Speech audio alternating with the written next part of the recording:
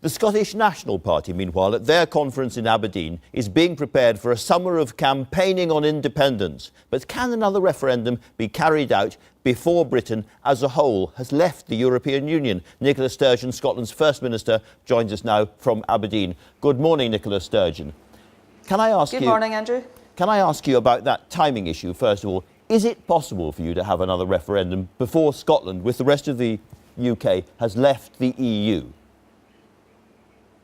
Well, anything in life is possible, but as you know, I think we've spoken about this before, I feel that the uncertainty around Brexit right now is such that we shouldn't make any decisions on timing about a possible second independence referendum, and I've said I won't give that any further consideration until we get more clarity, which I hope will be sooner rather than later for a whole host of different reasons.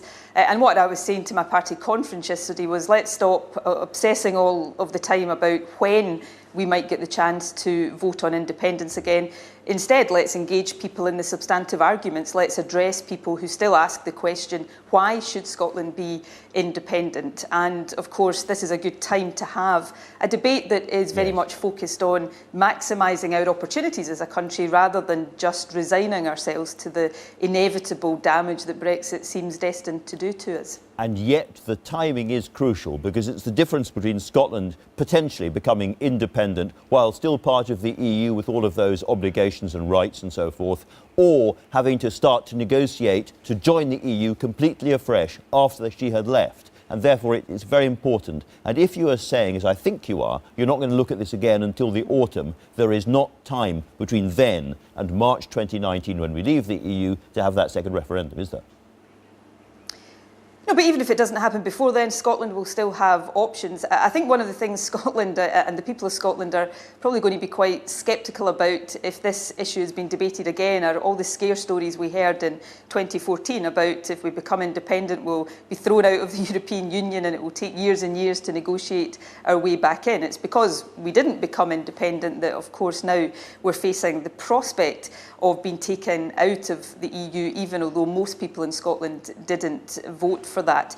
But we've got an opportunity. Change is happening. Brexit makes change inevitable. So there's an opportunity to debate the kind of change we want and how we shape that in a way that best serves our interest. Do we want to simply sit back and await the meltdown, to use the language of the Foreign Secretary,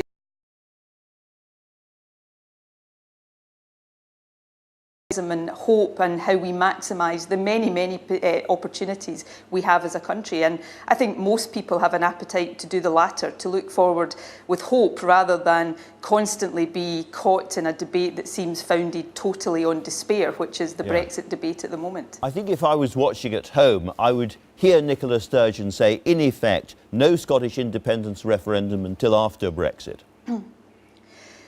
Well, I'm not sure that's a conclusion that anybody should necessarily reach.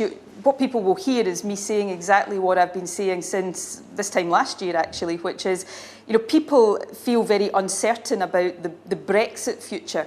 It's quite hard to believe in many ways that 2 years on from the referendum, we still have a UK cabinet that can't decide amongst themselves what they want in terms of customs arrangements or future trading arrangements. And I think, and it's certainly something I've had opportunity to reflect on, that people in Scotland think, well, before we're asked to make another big decision about our future, let's have some clarity on the future relationship between the UK and the EU. I've been saying that now consistently for the last year. So I'm not saying anything today to you, Andrew, that I've not been saying repeatedly over the course of the last 12 months. Well, that's extremely disappointing, Nicola Sturgeon. Can I ask you about... I know, I'm sorry, I'll try.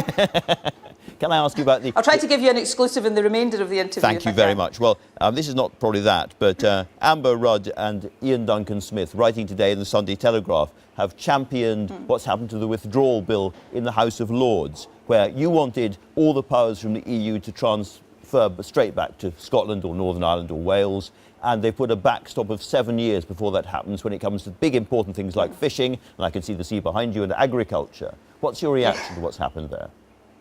You've been defeated and there's no way back. What's proposed...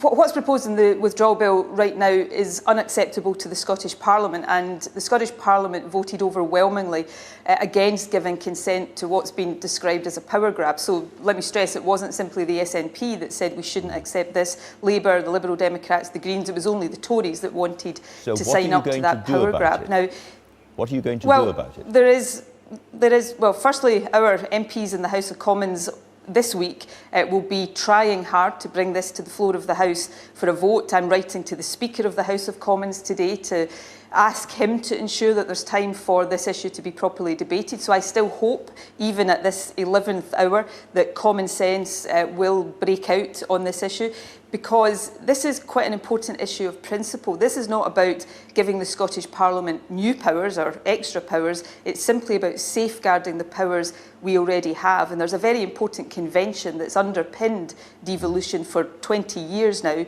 which is that the UK Parliament doesn't legislate in devolved areas without the consent of the Scottish Parliament.